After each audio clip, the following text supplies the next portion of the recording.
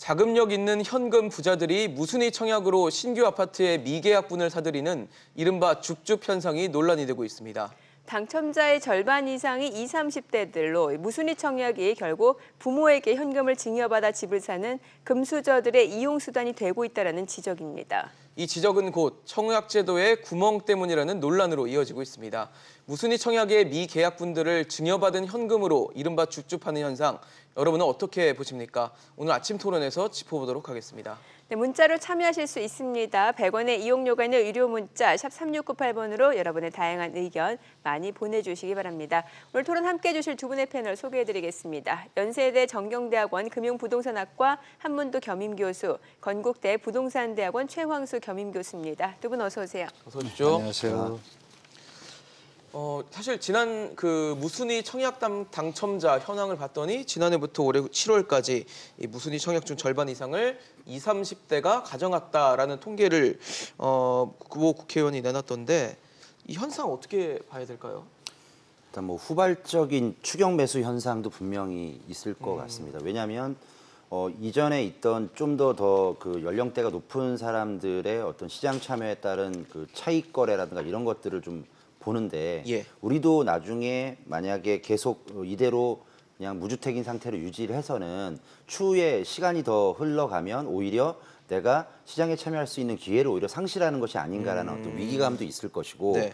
이에 따라서 또 여력이 있는 어떤 그 부모 세대들이 네. 자녀들에게 지금쯤 오히려 더 늦기 전에 집을 증여를 통해서 또 청약의 어떤 자금을 공급하면서 이런 부분에 대해서 좀 청약의 뭐 줍줍 현상들을 갖다 이용해서라도 뭐 집을 사주겠다 이렇게 시장에 참여하는 그런 분들도 분명히 있을 거라고 이야기가 할 수 있겠습니다. 네네. 한 교수님 어떻게 보십니까?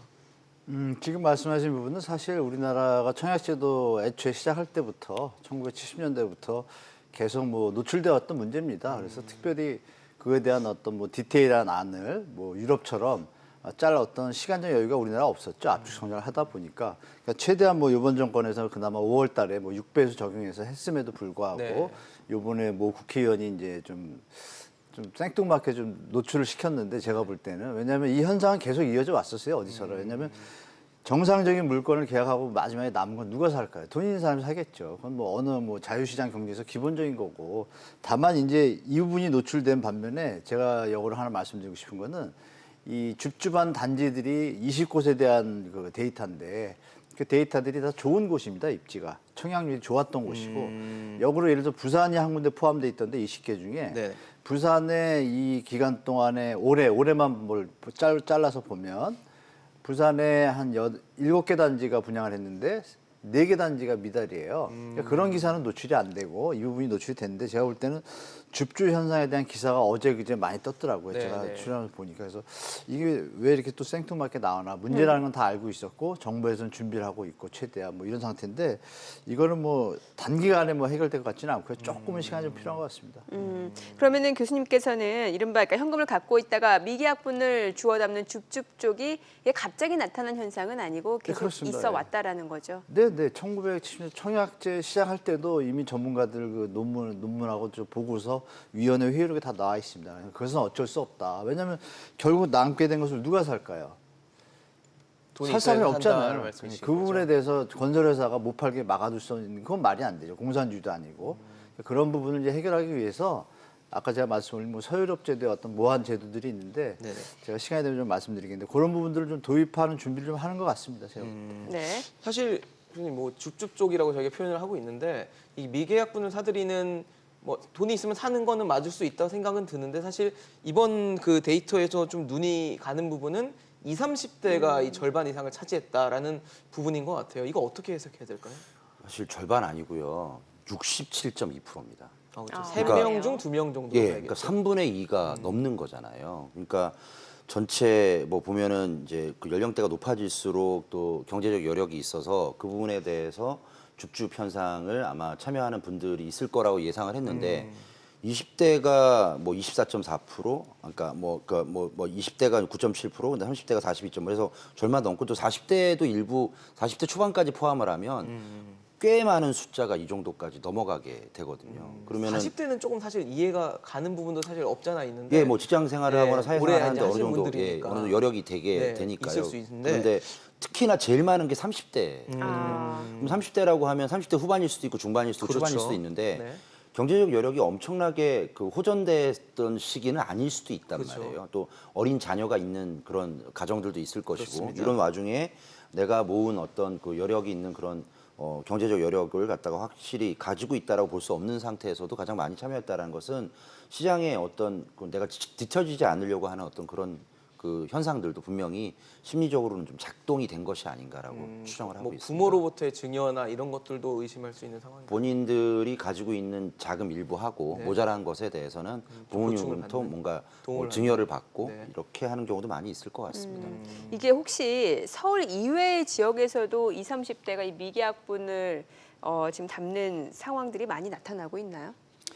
네, 이렇게 생각하셔야 될 것 같습니다. 그 요즘 이제 입지가 좋고 예. 브랜드가 있고 이런 현장들은 서울뿐이 아니라 뭐 대구, 부산 할 거 없이 모델하우스를 가보시면 모델하우스 현장이 한 5년, 10년 전하고 많이 틀립니다. 그게 뭐냐면 40, 50대 분들보다 20, 30대 분들이 모델하우스 80% 차지해요. 관심이 많네요. 네네. 네. 그게 보면은 뭐냐면 이미 5, 60대들은 자가부를 이미 구축할 분들은 했고 이미 생애주기 가설을 따르더라도 더 이상 집을 마련하기보다는 노후 대책을 가야 되는 입장이고 그래서 이제 20, 30대가 지금 이렇게 하는 이유는 그런 것 같습니다. 그 정부에서 2년 동안 지켜보고 믿어왔는데 계속 집값이 오르거든요.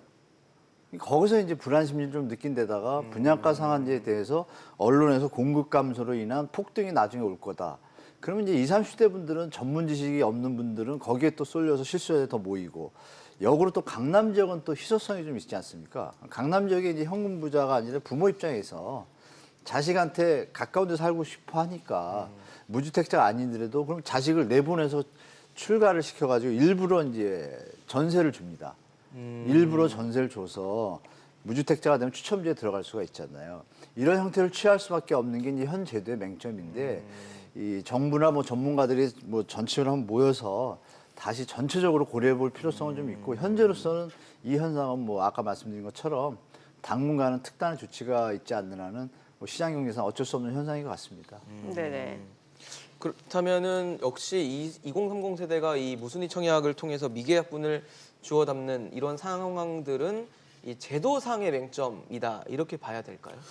그런 허점이 분명히 있는 걸로 판단이 됩니다. 그래서 이런 허점들을 어떻게 보완을 해야 될까라고 생각을 해봐야 되는데 예를 들어서 만약에 그런 허점을 좀 보완하기 위해서 이제 그러니까 고가의 어떤 주택에 대해서도 20, 30대가 청약을 한다는 것은 본인의 능력만으로는 되지 않으니까 분명히 이제 증여라든가 이런 어떤 소지가 상당히 우려가 되잖아요. 네네. 그래서 그렇다면 실질적으로 정상적으로 증여가 이루어졌는지에 대한 이런 것들도 한번 좀 생각을 해봐야 될 증여세는 것 제대로 같습니다. 했는지 뭐 이런 부분에 예, 대해서. 제대로 된 어떤 그 세금을 내고 정상적인 루트로 했는지도 이런 것들도 한번 생각해봐야 되고 예. 뭐 이런 어떤 뭐 수요에 맞는 또 거기에 맞는 규제라든가 이런 것들도 좀 사전적으로 좀 챙겨봐야 되고 청약만을 이제 개정을 해가지고는 또 그 개선해서는 이런 것들이 해결이 되지는 않을 거다라고 생각을 하고 있습니다. 그럼 다시 이게 원론적으로 돌아가서 사실 청약제도라는 것 자체가 실수요자가 내 집 마련을 할 수 있는 기회를 주는 게 바로 청약제도인데 왜 미계약분이 발생이 됐는지부터 따져봐야 되지 않을까라는 생각이 들어요. 이게 대출을 워낙 규제하다 보니까 미계약분이 발생한 거 아니냐라는 시각이 분명히 있거든요. 그렇게 보지는 않습니다. 예를 들어서 줍줍하는 사람들조차도 예. 1층이 당첨되면 계약을 안 하거든요. 아. 그 1층이라든지 그러니까 선호하지 않는 곳에 대한 네네 계약, 그런 미계약분이 미계약분에 생긴다는 대해서 말씀이시군요. 네 그래서 제가 볼 때는 뭐 대출 문제를 얘기를 하셨는데 네. 대출이 만약에 9억 이상 지금 36% 정도가 9억 이상의 집인데 서울시에 네. 네. 지금 이제 서울의 문제잖아요. 어떻게 보면 좀 좁혀 보면 전국의 문제는 좀 아닌 것 같습니다.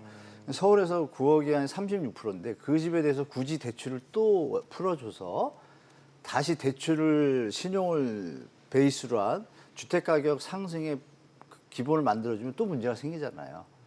그러면 여기서 말씀 주신 이제 못 사는 분들 그런 분들은 이제 아까도 교수님이랑 조금 말씀 나눴지만 어떤 뭐 대안들이 있을 거 아니에요. 뭐 생애 최초면은 9억 이상이더라도 뭐 좀 한도를 해주는 높여준다거나 이런 지원해주거나. 핀셋으로 네. 핀셋 좋아하잖아요 이번 정부가 그런 걸 좀 연구해야 되는데 뭐 내년 총선 때문인지 도통 신경을 쓰는 게 좀 약한 것 같아요. 제가 볼 때. 그래서 그런 부분을 좀 풀어가면 네. 굳이 대출을 안 풀더라도 제가 볼 때는 가계부채가 심각하니까요. 자꾸 또 좋은 현상보다는 안 좋은 현상이 있으니까 조금 다른 핀셋으로 혜택을 주는 지원을 해주면 좀 그 부분을 좀 해결할 수 있지 않을까 그렇게 보고 있습니다. 교수님께서는 어떻게 보세요? 그 2016년만 해도 9억 이상의 그 청약 가능한 아파트가 한 6%대밖에 안 됐거든요. 네네네. 근데 좀 전에 한 교수님께서 말씀하셨지만 지금은 이미 서울 지역 같은 경우는 36%가 이미 9억을 넘어버립니다. 그러면 대출이 0원이 되거든요. 그렇죠. 근데 나는 또 어쨌든 여태까지 청약 가점을 만들어서 뭐 그 무주택 기간이라든가 청약 통장 불이익 기간, 그다음에 또 가점을 부양 가족이라든가 높이려고, 이런 예. 가점을 높여서 기다리고 있었는데 막상 내가 모든 것을 현금으로 구입해야 된다라면 이런 주택에 대한 그 청약이라든가 구입 가능 능력이 완전히 이제 박탈이 되는 네네. 그런 셈이 되니까 차라리 이제 지역을 좀 나눴으면 좋겠다라고 저는 생각을 많이 합니다. 그러니까 지역을 나눠서 예를 들어서 뭐 서울 지역은 어떻게 하고 근데 이제 서울에서도 또 가격이 또 다를 수가 있거든요. 그렇죠. 뭐 한강에 인접한 지역이라든가 한강에 좀 인접하지 않고 약간 좀 외곽 지역이라든 이런 지역들은 또 청약에 대한 청약 대금 자체가 그 볼륨이 좀 다르기 때문에 네. 이런 부분에 대해서도 좀 약간 정말 디테일하게 좀 생각을 하고 또 하나 만약에 그 대출에 대한 규모라든가 이런 것들을 무주택 서민들이 받는 경우에라 하더라도 네. 그 상환 기간이라든가 그다음에 원금하고 그다음에 이자 상환 비율이라든가 이런 것들을 조금 더 장기적으로 해서 매달 발생할 수 있는 그런 불입금이라든가 이런 것들을 좀 경감해주는 이런 조치들도 청약제도에서 완벽하게 그 안에 포함되어 있는 제도는 아니지만 사이드에 있는 그런 서포트해주는 제도 자체도 어느 정도 손을 보지 않으면 이런 줍줍 현상들이 계속 진행이 되지 않을까라고 우려 섞인 생각을 하고 그러니까 있습니다. 일부 대출 규제를 조금 개편할 필요가 있다라고 좀 보시는 그렇습니다. 거네요. 예. 어쨌든 두 분은 공통적으로 좀 핀셋 조정은 필요하다라는 의견을 좀 주시는 것 같습니다. 저희 방송 진행되는 동안 시청자 여러분들도 많이 문자 보내주고 계신데요. 문자 좀 소개해드리도록 하겠습니다. 1333님은 대출 규제가 심해서 부모 증여받지 못하는 사람들은 방법이 없다라고 문자를 주셨습니다. 네, 자 끝자리 8611님은 무순위 청약 자체를 없애라 줍줍하는 사람들을 막을 방법이 없다며 청약 조건을 더 깐깐하게 하고 자금 출처까지 정확하게 조사해야 된다. 6974님 청약제 아무리 고쳐봐라 뛰는 놈 위에는 나는 놈이 언제나 있다. 부동산을 투기 관점으로 보는 한 제도로 한계가 있다. 제도로는 문제가 고쳐지지 않을 것이라는 좀 부정적인 시각을 보여주셨습니다. 네, 끝자리 4586님이 저금리에 은행에 돈 넣어둬야 하는 것보다는 어차피 결혼하면 집을 사줘야 하는데 미리 증여해서 집 사주는 걸 죄악시하지 말아라. 예. 또 조금 아까 제가 말씀드린 또 문자랑 비슷한데요. 2402님은 제도로 막을 수 있는 한계가 있다. 문제는 중도금 대출 막아서 실수요자가 들어가지 못하는 게 문제다. 현금 증여를 다 막을 수는 없지 않냐라고 문자를 주셨습니다. 네. 자, 그리고 끝자리 1890님이 고령자는 대출받아 집을 사도 되고 젊은 사람은 대출받으면 안 되나요? 라고 또 올려주셨습니다. 아무래도 뭐 부동산에 대한 관심이 워낙 높다 보니까 시청자 여러분들도 많이 문자 보내주고 계신데요. 앞으로 계속 또 문자 보내주시면 저희가 토론에 반영하도록 하겠습니다. 네. 사실 뭐 지금 9.13 대책이 가장 강력한 대책 중에 하나였기 때문에 그 이후에 1년이 지난 상황에서 그래도 청약제도를 개편하기 위해서 정부가 좀 많이 노력을 했다라는 평가도 분명히 있는 건 사실인 것 같습니다. 무주택 실수요자 위주로 좀 재편하려는 움직임이 있었고 그거에 대한 영향도 있었다라는 걸 두고는 논란의 여지가 좀 있는 것 같아요. 어떻게 보세요, 교수님? 지금 현재 제도로서는 뭐 이런 줍줍이라든가 다른 여러 가지 또 현금을 가지고 있는 부자들이나 그런 자녀들에 대해서 이러한 줍줍 현상들이나 그 여타의 또 구멍들이 좀 있을 텐데요. 네. 이것을 정교하게 아마 막지는 못했던 걸로 저는 판단을 하고 있고요.